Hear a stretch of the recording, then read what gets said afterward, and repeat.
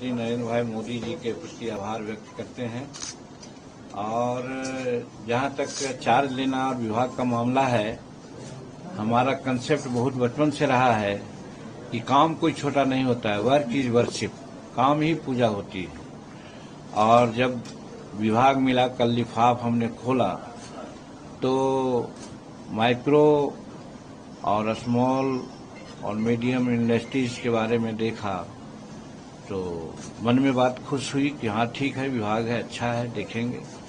प्रधानमंत्री को सब कोई जा रहे थे, हमने भी उनसे मिलने का काम किया। तो प्रधानमंत्री जी की बात से हम बहुत प्रेरित हैं कि उन्होंने कहा कि मांझी जी, हम आपको अपने विजन का विभाग दिया है। हमारा विजन है गरीबों का उत्थान, जहां विकास की रोशनी नहीं गई वहां रोशनी पहुंचाना। ई विभाग के माध्यम से आप बहुत कुछ कर सकते हैं, इसीलिए आपको इस विभाग को दिया। हम विभाग के सारे सब जो सस्टांश होते हैं, इसके जो सारांश होते हैं, इसी बात से हम समझ गए। और हम अपने को सौभाग्यशाली समझते हैं कि नरेंद्र मोदी जी हमको इस लायक समझते हैं। और क्यों न समझें, भारत में वाहिद एक प्रधानमंत्री और लीडर वो हैं जो देश के सभी तबके के लोगों का, चाहे ईंट हो, पत्थर हो, जीव हो, प्राणी हो, सभी के बारे में वो जानते हैं कि कहाँ क्या जरूरत है सेवा करने की, और उसके अनुसार वो काम करते हैं। तब तो 62 साल के बाद ये तीसरी बार एनडीए की सरकार बनाने का मौका मिला है और उनको प्रधानमंत्री के रूप में शपथ दिलाने का एक मौका मिला। तो इसीलिए मैं समझता हूँ कि जो उनका विजन है कि गरीब जहां रोशनी अभी नहीं गई है या जाना बाकी है या कम गई है, उन जगहों में हम रोशनी पहुंचावें। और उस संबंध में ये micro, small and medium enterprises ये इंडस्ट्री है, इसका एक अहम भूमिका होगी, ऐसा मैं समझता हूं। वैसे डिटेल यहां समझने के लिए आए हैं। और हमारा एक गुड लक भी है कि हमारे साथ राज्य मंत्री के रूप में मैडम आई हैं। ये भी एक अनुभव के धनी पॉलिटिशियन है।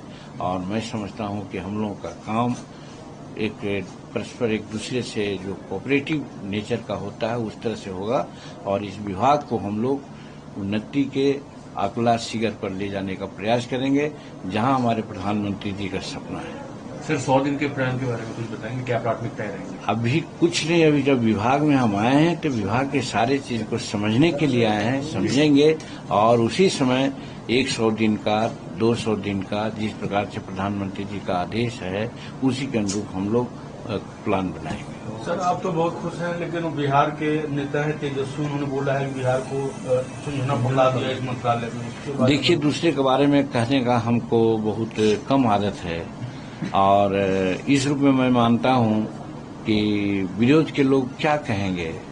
विरोधी लोग तो जिस प्रकार से भ्रामक प्रचार करते रहे हैं, और हम ऐसा कहते हैं कि बबूल के पेड़ तक अगर आम का फल मिल जाता है तो फिर आम के पेड़ तक क्यों जाएंगे वो लोग।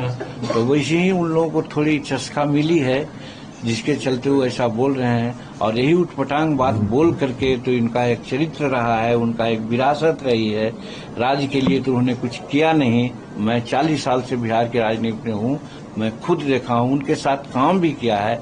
उनसे डिफरेंस इसी लाइन पर हुआ है कि साहब आप विकास का भ्रूण हत्या कर रहे हैं। शिक्षा, और बाबा अम्बेडकर ने कहा है कि साहब शिक्षा ही एक बहुत ही विधा है, शेरनी का दूध है, जो पिएगा वो गरजेगा। तो आप शिक्षा ही लोगों को नहीं दे रहे हैं तो फिर आप क्या विकास करेंगे। इसी लाइन पर उनसे हमारा विकास विरोध भी हुआ था। तो उन्हीं के बच्चे न तेजस्वी जी हैं, तो फिर वो क्या बोलेंगे।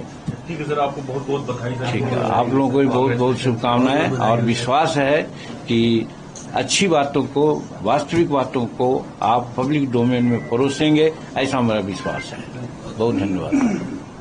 Thank you sir.